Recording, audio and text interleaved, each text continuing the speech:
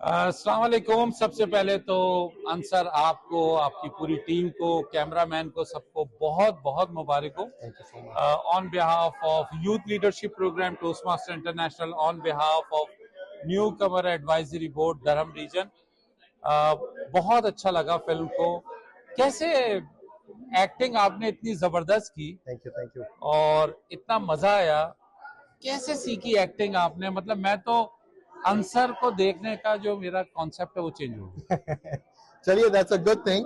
Acting actually मैंने पढ़ी भी है. I have taken it. I've done theater. I've done acting in university. फिर कुछ काफी अरसा there was a long this itis that happened. But we had to come back to the craft. It was always वो जो कीड़ा होता है ना, एक जरासीम एक्टिंग का जो एक आर्टिस्ट में होता है, वो हमेशा से था. तो we had to really channel the character और 3 साल तक हमें उसको जिंदा रखना था, उस कैरेक्टर को अंदर. तो वो बड़ा चैलेंजिंग पार्ट था. But we made it happen and I hope it resonated with the audience.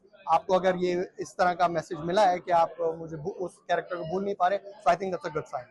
Ansar, आप ये बोलें कि ट्रांसफॉर्मेशन कैसे लगी मूवी के अंदर? हमने आपका स्टार्ट देखा, आप जॉगिंग कर रहे हैं, पुशअप्स कर रहे हैं, सेट लाइफ है, और वन बैड इन्फ्लुएंस या वन बैड डिसीजन यूथ को, मैं यूथ को क्योंकि रिप्रेजेंट करता हूँ, क्या मैसेज? मैंने मूवी के बारे में मैं तो सब ऑडियंस को ये बोलूंगा अंसर के सामने कि प्लीज पेरेंट्स को, कम्युनिटी को और खास तौर पे यूथ को, कि इस मूवी से जो मेरी समझ में आया कि मैसेज, तो आप क्या बोलेंगे मैसेज? आई थिंक इसमें मैसेजेस का ये है, it's on the interpretation of the viewer, but I think one of the most prominent messages is that I think mental health पे obviously हमने बहुत फोकस किया है. बहुत critical होता है अपनी choices. Life gives you choices, so you have to a lot of the times those are critical choices you have to make. Decision making that we're talking about, बहुत एक decision, एक अलग decision can take you in the wrong path or in the right path, right?